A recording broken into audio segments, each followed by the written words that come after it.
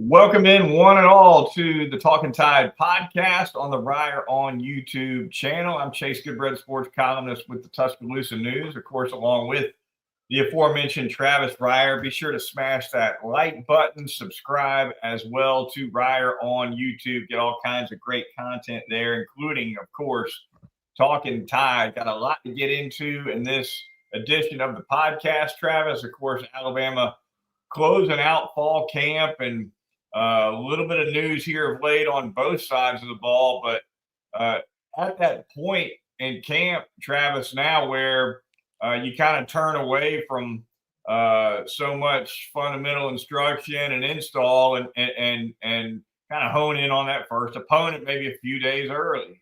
Yeah, you take advantage of that. A little bit of a head start that you get with that annual season opener. And really, once classes commence, that's when you're out of camp. Really, that second scrimmage sort of Yeah. signifies a break of the traditional camp, or at least what we know is camp today. No more 3-a-days like there was a couple of 3 decades ago. But sure, you start seeing some maybe scout team numerals out there Yeah. and a look ahead to those Florida State Seminoles. Coming up, I would imagine here in just a couple of days, Travis. I guess the talk this week primarily has been at the running back position where Jam Miller sustained an injury in the scrimmage on Saturday, and he will be out indefinitely. Certainly looks like he'll be out for Florida State and perhaps a little bit beyond. Some kind of a collarbone injury, whether it's broken or maybe just kind of Dislocation. disjointed in there. Hard to say. I understand that they were able to kind of make a correction without surgery. So it's where things stand with Alabama's starting running back, Travis. But time for somebody else, a Richard Young or a Daniel Hill, to step in Tallahassee. I know you guys heard from Ryan Grubb today too, offensive coordinator. That seemed pretty timely given the situation at running back. We're going to work through some footage too, provided by the University of Alabama today. Full pad workout this morning in Tuscaloosa, and as a part of that footage, we're going to look at some of these running back candidates with Jam Miller out. Now, I talked about it here on the channel a couple of nights ago, immediately after the news broke regarding Jam Miller and the injury. And I heard Ryan Grubb kind of, I guess, talk about this today too. Just the presence of a guy like that you miss on a daily basis, not just because he won't be there in action against Florida State, but day to day, kind of a tone setter on the practice field for Rob Gillespie and really that entire offense. But yeah, there is some talent, no doubt, that we're going to kind of check out here in the footage, Chase, but also as a part of the theme of tonight's show, I thought best and worst of fall camp, kind of a retrospective too, with what we've seen or heard about in the last couple of weeks. Yeah, Jam Miller going out. I mean, you talk about the worst of fall camp. That's got to be it. This team has navigated some injuries already in camp. Offensive guard has been home to some of that. The defensive front, you've seen a little bit of that with James Smith.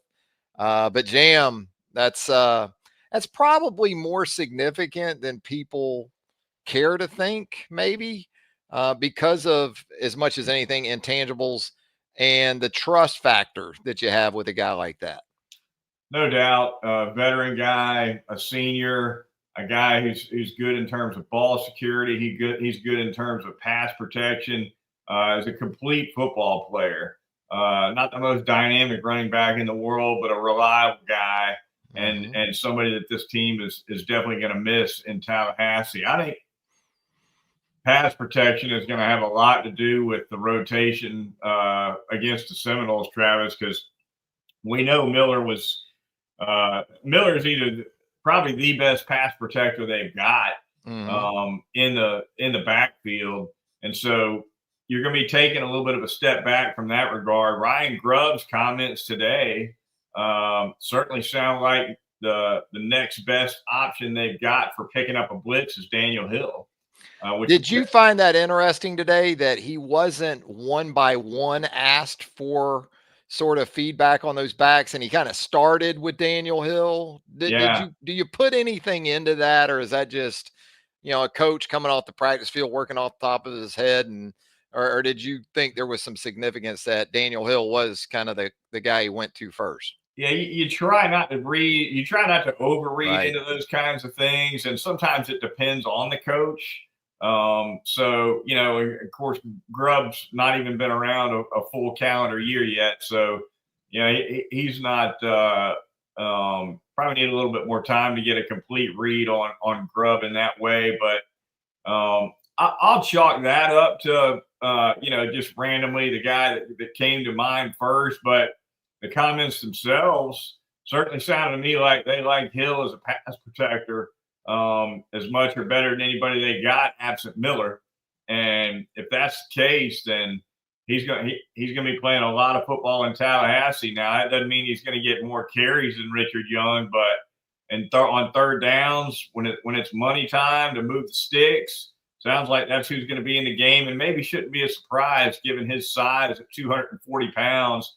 Probably a little bit easier for him to pick up some of those on-rushing bulls in the blitzes, Travis. Yeah, a lot of times with backs and inexperienced backs, it's a couple of things, right? It's first and foremost a willingness to step up into the crap and Yeah. put your face in the fan, as it is called, in terms of pass protection. But you got to know who the hell you're picking up too before you can even get to the execution part of it. So, that's going to be still a bit of an unknown. And, you can rep it, you can talk about it in meeting rooms, but until you get in front of a hostile environment on the road and there's so many emotions and so much stuff going on in these players' minds to start a game, especially, you're really still not going to know. And that, again, is where the value, at least in part, came with Jam Miller. You knew the first blitz that Florida State ran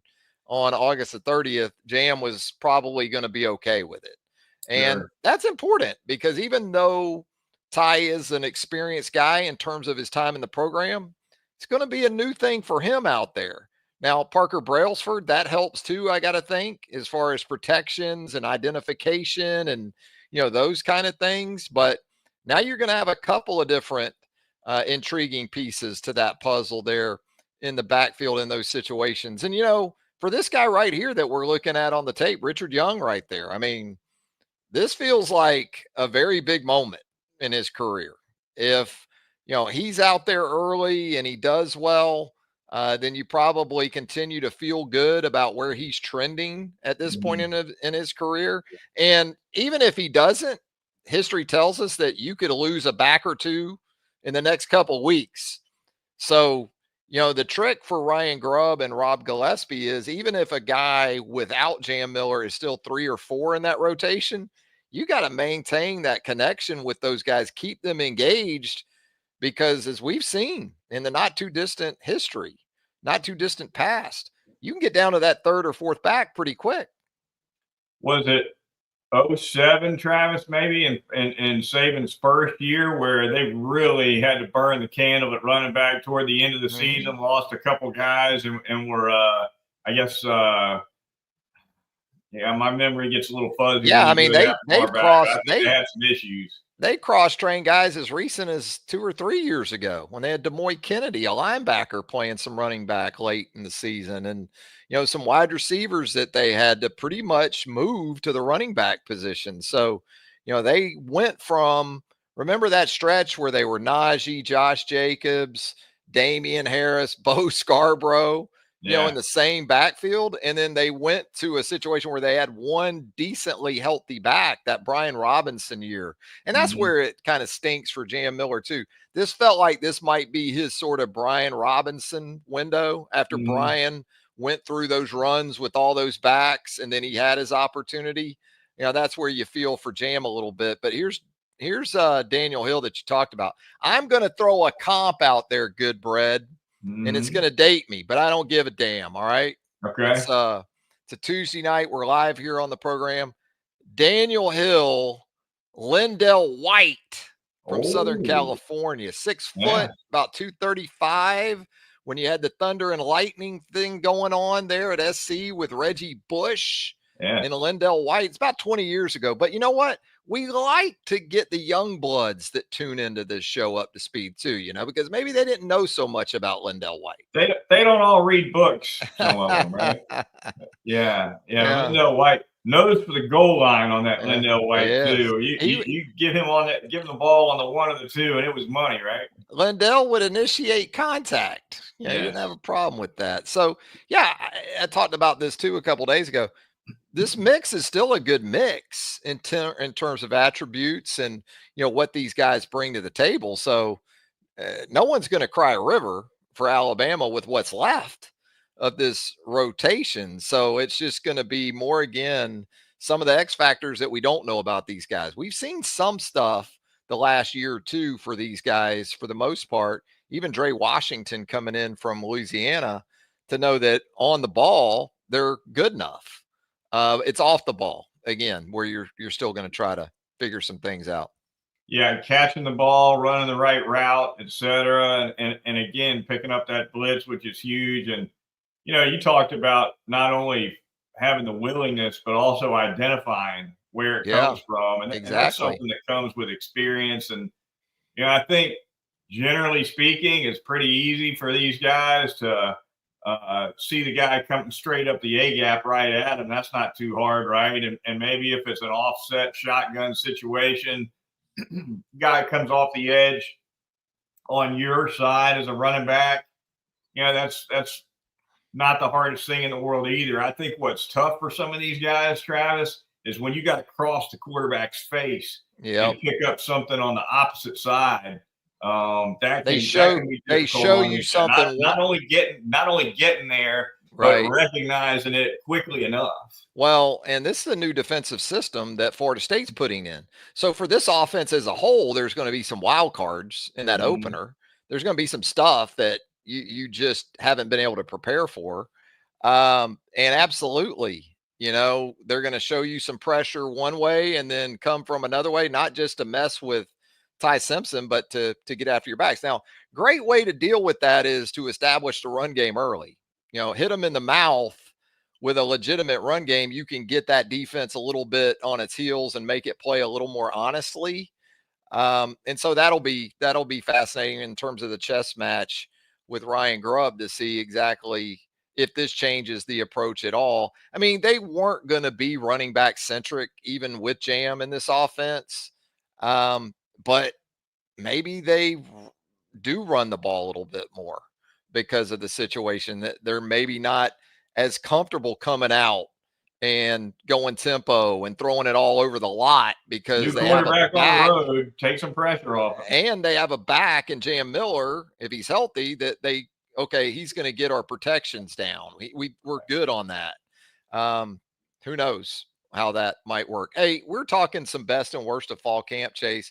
Listening to Ryan Grubb today, something I wasn't exactly thrilled about was the Caden Proctor situation and kind of his response to, where the third-year offensive tackle is in terms of his development. And it's something that I've been harping on the entire offseason, the need for Caden Proctor to really have a good run through the offseason physically. Mm-hmm. And then we hear from Ryan Grubb today, and I'm not hitting the panic bell or sounding the alarms or anything else, but this is kind of the concern I've had with Caden Proctor, is that physically, is he going to go into the season ready to sustain for 60 minutes at a high level? I didn't get the sense from Ryan Grubb's comments today that that's going to necessarily be the case, especially in what could be brutal afternoon conditions in Tallahassee in a couple Saturdays. Yeah, no question about it. I got the same sense that you did.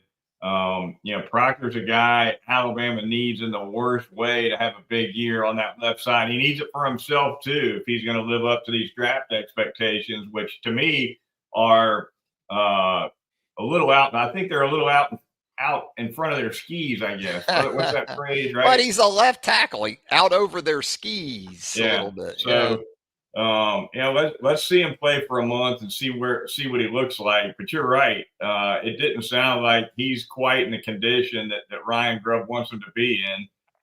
So that was interesting for sure. Best and worst at camp. How about How about the secondary for the best Best. category? Yeah. Looking good back there by all accounts, and sounds coming out of that second scrimmage, Travis, like DeShawn Lee has got a job on the outside, and that ramps up the competition, I think, at that So nickelback spot. wait a minute. You're telling me he's going to start at corner against Florida State? It sounded like it might be a possibility. So that leads to the question of who's he starting in front of, Right, Damani or right. Xavier? Are Yeah. they going to play one of those three at the Husky? Maybe, I guess, to I get don't them all see three Lee on the playing the field. Husky. I I don't, think I if don't, Lee's playing, I don't see any of the three playing the Husky. You yeah. know, I mean, Well, hadn't it been DeShawn Jones pretty much at the Husky? it has. Xavier Brown's worked a little bit there this week, Okay, my understanding. this week. What's that? I mean, this week he Yeah, started working at Husky. I mean, I'm being rhetorical in a way in that, sure. but and maybe he's been working there and it's something that we don't necessarily know about. But yeah, if you want to get your best three on the field together, perhaps that's the way you go about it. But the bigger point, to your point, being that man, DeShawn's been everything he was Yeah, billed to be. no doubt. A lot of potential with that kid. The coaching staff loves what they've seen from him. He's been physical, to my understanding, and obviously he's got the with the height and the length. You couldn't ask for more for in terms of a guy that can defend some of these bigger receivers, Travis, that are so commonly 6'3", 6'4", 6'5" now out there on the outside. So if he doesn't start, it certainly sounds like he's going to be a threat to start quickly. And what has Kane Womack said?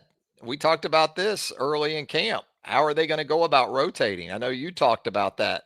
Are we Yeah. going to continue to see a rotation in the secondary? And what did Kane Womack say a couple weeks ago? If he feels like he's got multiple starter caliber guys, even in the secondary where you don't see most defenses do that, he's not going to be afraid to roll them in there. So even if Lee doesn't start against Florida State, based on what the buzz is, it sounds like he could be in there, like you said, pretty quickly if he isn't the starter. Where's Cam Calhoun fit in all this too, Travis? Worthy of Well, it's more good news. I mean, they got as good a depth in the transfer portal era at a particular position as you could hope for. Really, in that secondary in general, I think they're going to be able to go 3 or 4 safeties deep. I yeah. think the bigger question is going to be Husky. How's that going to look against Florida State? And it's not that I don't think they don't have quality options. It's just how do you get your best 5 on the field? We usually talk about that in relation to the 5 on an offensive line, but for Alabama, it's more so in the secondary. The 2 safeties are going to be, but between those 3 corners and then the Husky position, you've got a surplus again, which is not something you hear much about these days. Yeah, what do you think of the way DeShawn Jones played last year? He got some action at that Husky spot. It certainly sounds like he's either the starter or a primary player there coming into this fall. I thought he was. I thought it was kind of maybe a BB minus kind of year for him. Yeah, I thought he was okay. I mean, it was kind of a revolving door at Husky last year, right? I mean, Devontae Smith. Yeah. Red Morgan as a true freshman was sort of thrown into the fire there. We did see some of DeShawn.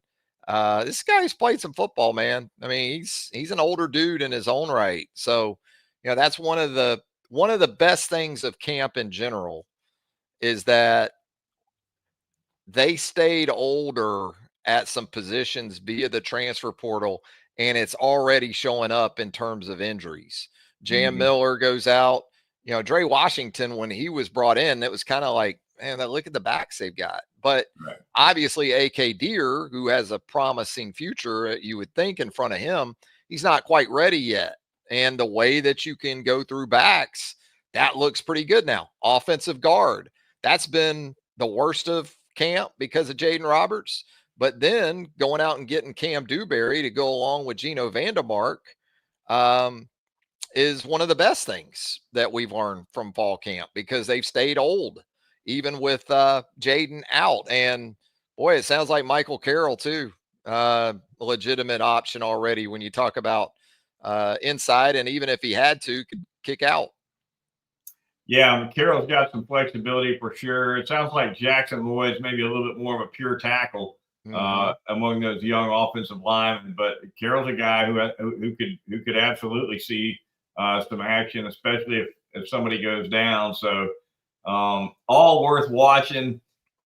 I'll give you a worst of camp, Travis, and this is just, we get to see so little, but this is the worst of what I hear. I don't hear great things about that kicking game. I just don't. I was thinking that's where you were going. Yeah. Well, Connor Taylor Talty's great as long as he doesn't have to kick in the stadium, Chase. As long as he doesn't have to kick in the stadium, I mean, it's fine. DeBoer was asked about the specialists coming out of the scrimmage, and compared to what I was told by a scrimmage observer, it's fair to say Kalen sprinkled some sugar on his response. Yeah. Well, I mean, he's got to be careful. I mean, you're dealing with the psyche of some guys and at this point, you got what you got. Yeah. I guess you could still hit the portal. That's the good thing about a kicker, even this late. I mean, it's not like they have to learn a system, right? Or anything like that. If there's somehow, somewhere, a guy out there in the portal still, and you're just starting classes, you can still conceivably get somebody in here. Now, do I think that's going to happen? No, I think you got what you got. But, I've said all along, too, about that situation. Until I see a new guy do it in a game, I don't care if he makes all of his kicks in the preseason. Now, I'd feel better about it if he was making his kicks. But some guys, it kind of works the reverse for. I don't know if that'll be the case for Connor Talty. But that's also why, yes, he got experience last year doing kickoffs, but the analogy I've made is like kickoffs are like going to the driving range. Field goals are like playing the 11th hole at Augusta National, right? And the fairway looks like a thread down through there. It's a whole different deal, but who knows? I mean, maybe the light goes on. Maybe he goes on when the lights go on. There are even some kickers that do that in addition to positional players. Return game, something to watch as well, Travis. And that's an area where you really don't know what you got until the lights come on. But it sounds like Rico Scott's getting some action as a kickoff returner. Of course, they're bringing back all their experience at punt returner. Right, last year it was a combination of Cole Adams, Ryan Williams, and Jalen Mbakwe. All three of those guys are back, presumably returning punts once again in practice. Cole Adams, it sounds like, has been one of those best of fall camps too, coming off the injury, and what you hear from Ryan Grubb, and that situation with him just improving, ascending once again as the season gets closer. I mean, will you be surprised against Florida State if beyond those first three receivers, and maybe somehow because of formation or whatever personnel grouping, even before this, but assuming that it's Ryan Williams, Jeremy Bernard, Isaiah Horton in that first 11 personnel that we see against Florida State, would you be surprised if Cole Adams is the next receiver on the field? Or, I mean, with Rico Scott, that might be a bit of a surprise, but it sounds like Cole has at least put himself seriously in that next man up or the next guy in conversation, depending on what they want to do. Staff likes him. There's no doubt the staff has a liking for Cole Adams. Definitely a guy that's got a feel for the open space and knows how to get open, knows how to run routes. I think his hands are pretty reliable. I think Grubb was saying earlier today, as a matter of fact, that he's real reliable in traffic, which can be unusual for a guy his size.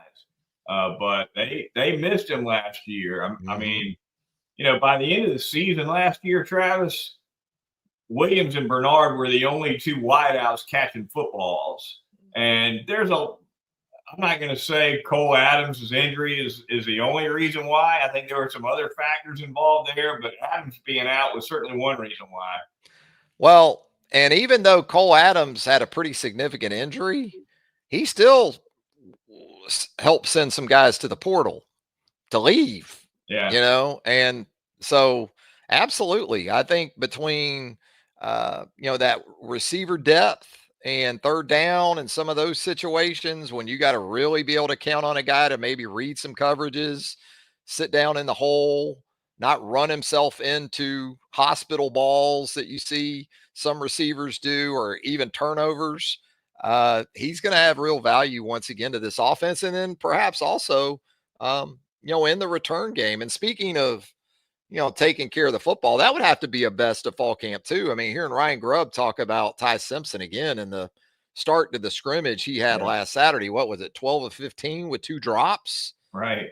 And it sounds like Ty Simpson is as in good a headspace as you could hope for as a first time starter, and especially one going on the road.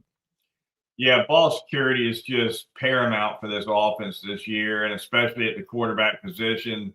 Simpson, a guy, is a first-year starter who's got to have an understanding that you take care of the ball first. And look, all it takes is really one turnover can kill you in a close game. 2 can really kill you, especially on the road. These are the lessons Alabama learned last year against Tennessee, against Oklahoma, against Vanderbilt. And, and of course they turned it over against Michigan too. So some hard lessons last year for Alabama in terms of taking care of the football on offense. Simpson's been really strong the whole preseason with it. And it sounds as though the whole quarterback room, inclusive of Mack and Russell, have been pretty solid in that regard as well, which is also a good sign. It is.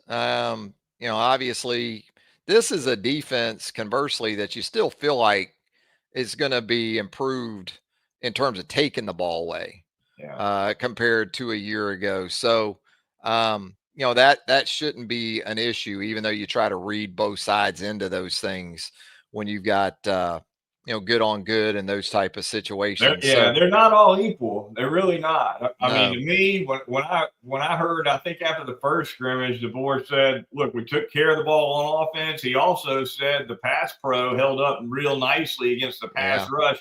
I counted both of those in my mind, Travis, as overall pluses, regardless of what that said about the defense.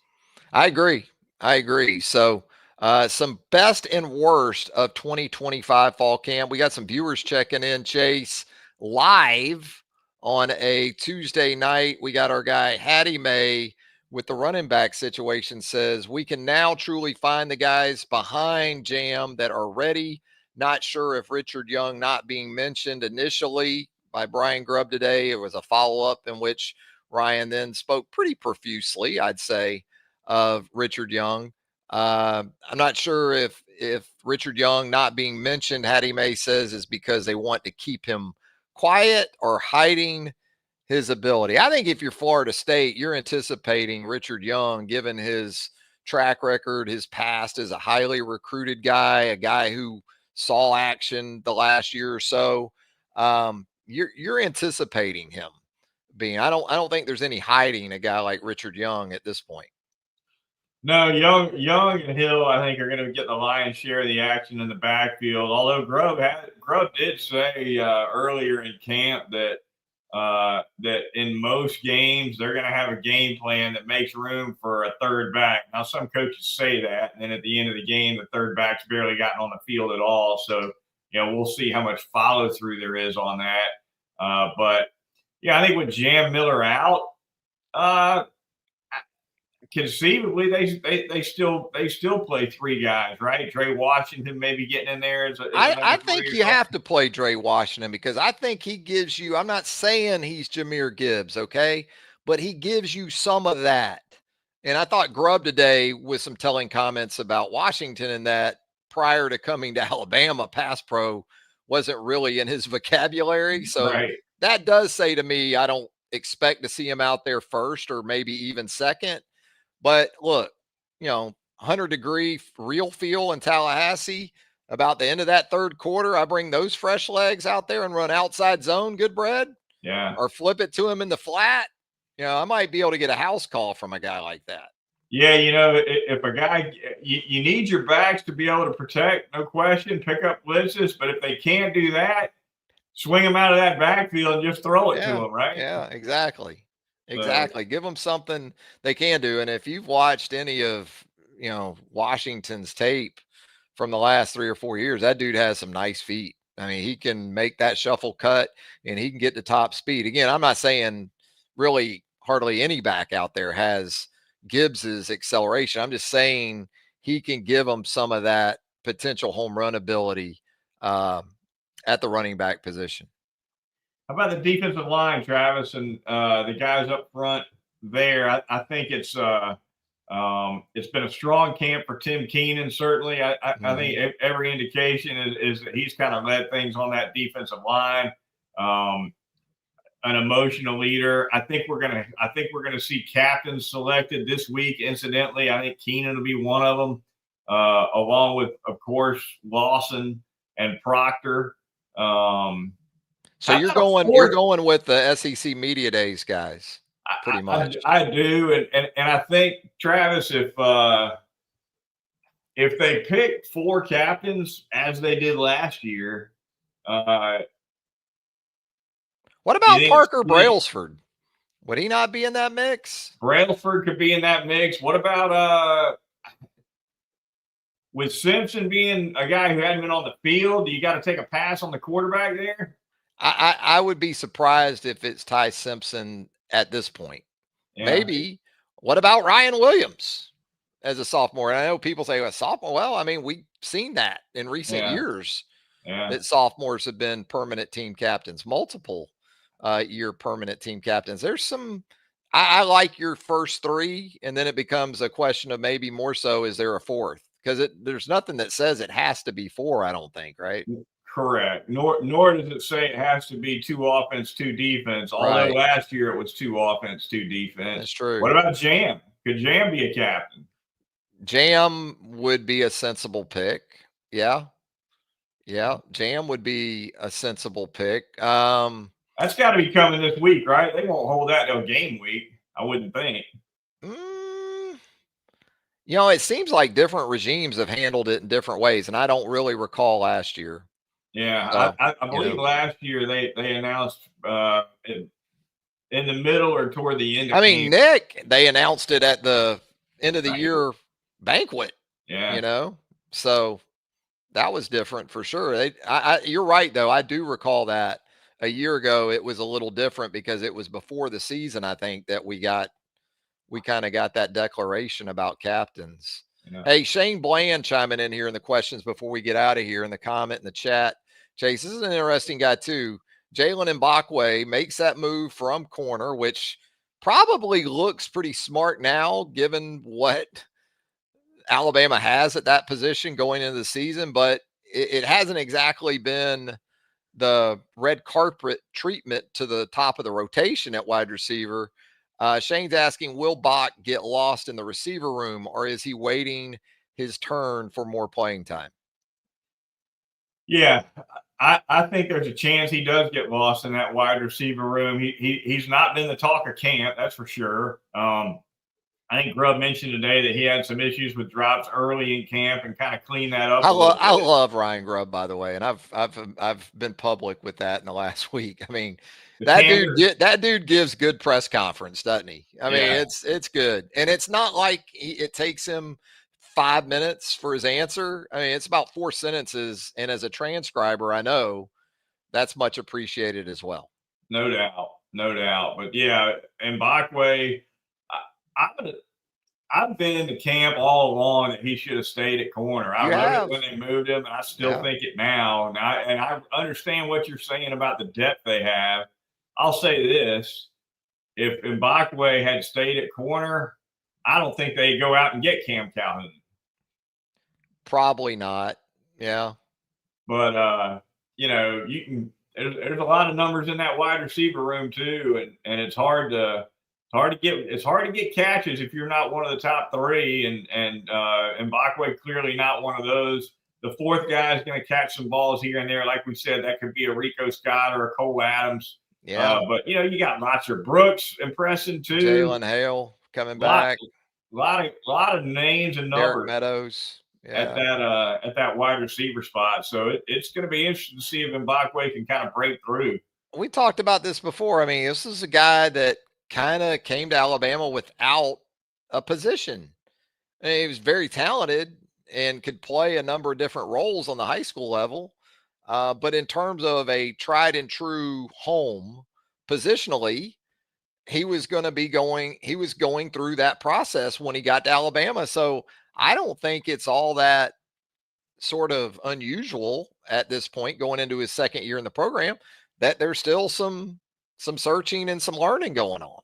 I mean, just not many dudes walk up at this level of college football and say, I'll jump in at corner, and play a nickel even or something.